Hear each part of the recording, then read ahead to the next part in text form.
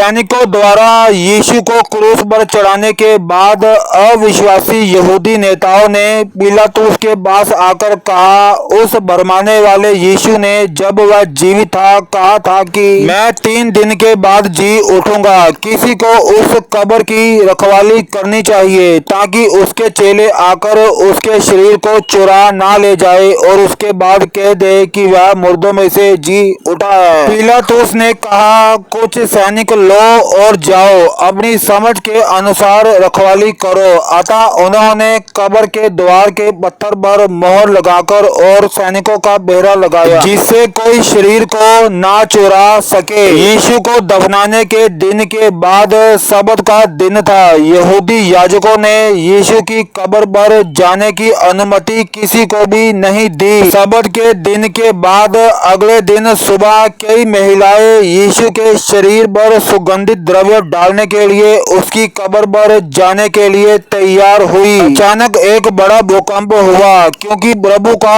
एक दूत स्वर्ग से उतरा। उसका रूप बिजली का सा और उसका वस्त्र पाले के समान उज्जवल था। उसने कब्र के पत्थर को जो कब्र के द्वार पर लगा था हटा दिया और उस पर बैठ गया। कब्र की रखवाली करने वाले पहरुए कांप उठे और मृतक समान हो गए। जब महिलाएं कब्र पर पहुंची, स्वर्गदूत ने स्त्रियों से कहा, मत डरो, यीशु यहाँ नहीं है परंतु अपने वचन के अनुसार जी उठा है। आओ यह स्थान देखो। तब स्त्रियों ने कब्र में और जहाँ यीशु का शरीर रखा गया था देखा, उसका शरीर वहाँ नहीं था। तब स्वर्गदूत ने उन स्त्रियों से कहा, जाओ और शीघ्र जाकर उसके चेलों से कहो कि यीशु मृतकों में से जी उठा है और वह तुमसे पहले गलील को जाता है। वे स्त्रियां भय और बड़े आनंद से भर गई। वे चेलों को यह आनंद का समाचार देने के लिए दौड़ गई। जब वह स्त्रियां चेलों को यह